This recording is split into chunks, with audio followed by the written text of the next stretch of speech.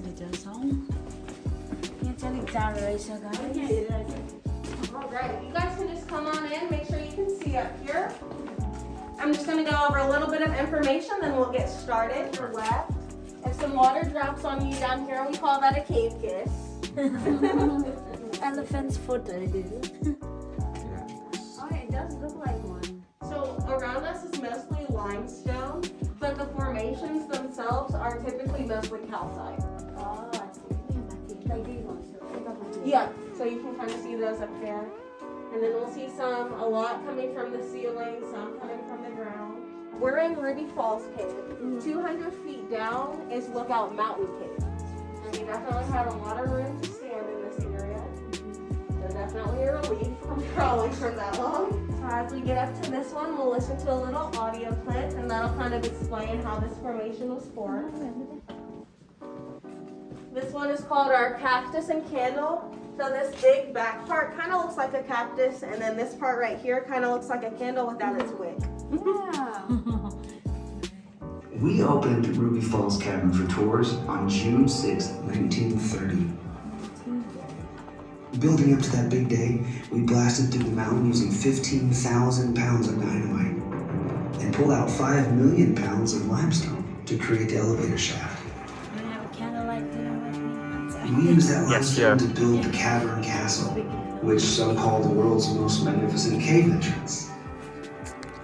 We carefully planned the trail through the cavern to avoid disturbing the underground streams and ancient formations.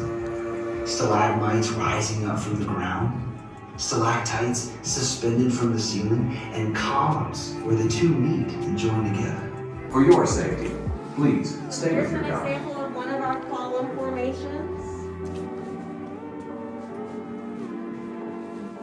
And then you can see all the stalactites up on the ceiling through here.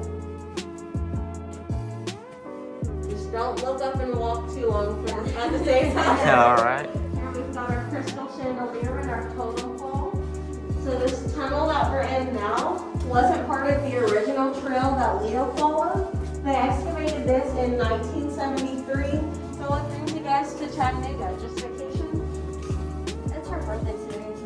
Really? Happy birthday! Thank you. Some surprise visits. Yeah. If we had a big group, I'd make everybody sing to you. Oh no. Ah. I mean, I don't know about her, but I would do some there. So this formation down here is a bigger example of one of our column formations. And feel free to pause and grab photos and everything while we walk. There's only 4 of us, so we've got time.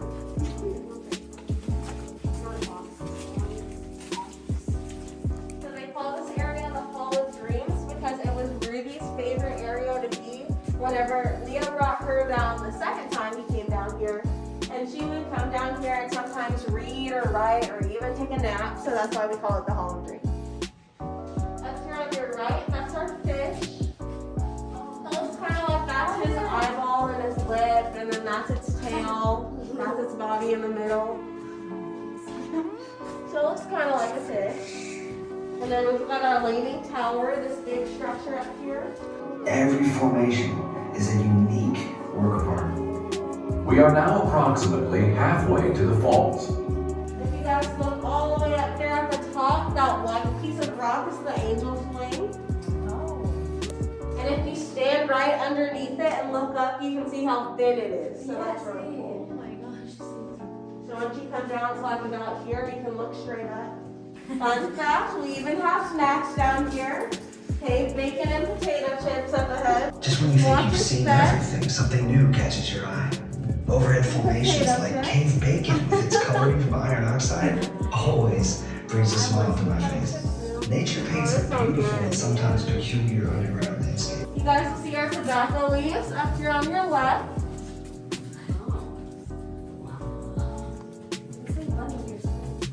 Yeah, it does. Some people say it looks like tacos too.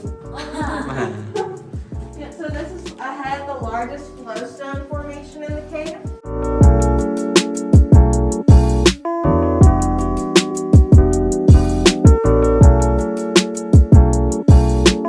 We're headed into the most narrow portion of the cave now. Oh no.